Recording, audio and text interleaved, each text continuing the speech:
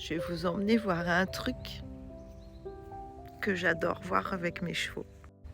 C'est l'époque des châtaignes. Regarde-les, ces deux-là. Regarde, regarde, regarde. Ils sont en pleine action. C'est vraiment amusant de voir le bout de nez, comment ça cherche, regarde. Alors lui, il est très délicat. Il va prendre que les châtaignes qui sont déjà ouvertes. Ah, ça farfouine, ça farfouine. Regardez ce mouvement avec le bout de nez. Oui, c'est toi. Fous-moi la paix. Je prends mon dessert. Regardez, regardez, regardez, c'est génial.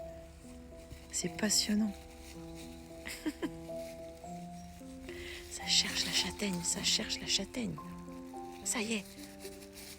Oh, il y en a peut-être par là, il y en a peut-être par là. Inspecteur châtaigne, mais là qui voilà. Oh, oh.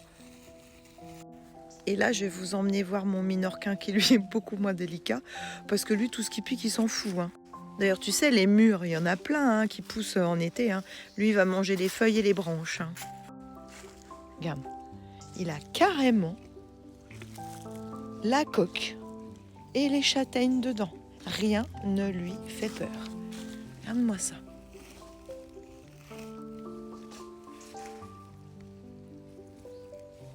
Voilà. C'est incroyable. Le minorquin est réputé pour être rustique. Je vous confirme.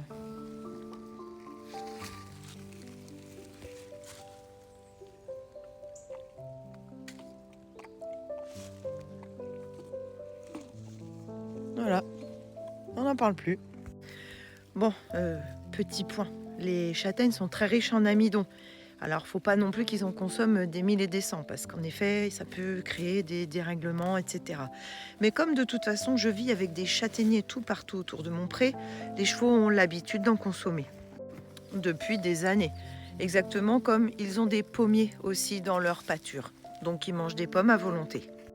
Bien entendu, si tu as un cheval qui n'est pas du tout de la région, qui n'a jamais mangé de châtaigne de sa vie, qui ne sait même pas ce que c'est qu'une pâture, on ne s'amuse pas à ça. Hein, ça, c'est vraiment parce que je connais mon cheval et je sais très bien ce qu'il va faire avec les coques des châtaignes. Par conséquent, ils n'ont jamais été privés de châtaignes. Donc ils s'autorégulent.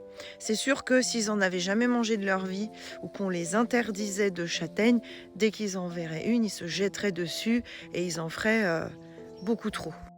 Là, c'est comme les pommes, c'est une question d'éducation. Ils vivent avec tous les jours.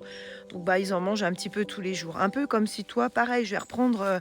t'es dans une pâtisserie, au bout d'un moment, les gâteaux, t'en as marre de les manger tous les jours. C'est pareil avec le chocolat. Si tu travailles chez un chocolatier, au bout d'un moment, le chocolat, limite, ça t'écœure.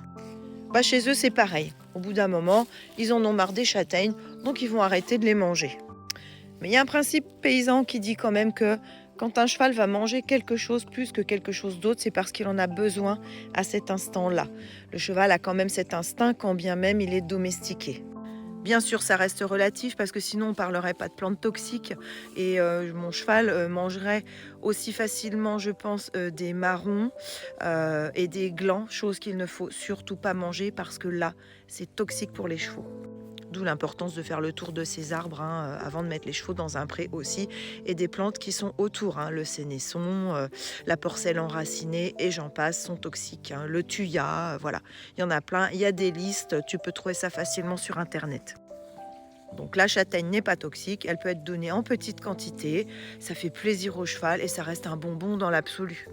Ça sera toujours mieux que les gâteaux tout prêts qui sont faits en usine et qu'on leur donne. Voilà. Sur ces images délicates, avec un cheval très propre, comme tu auras pu le voir, je te souhaite une très bonne journée.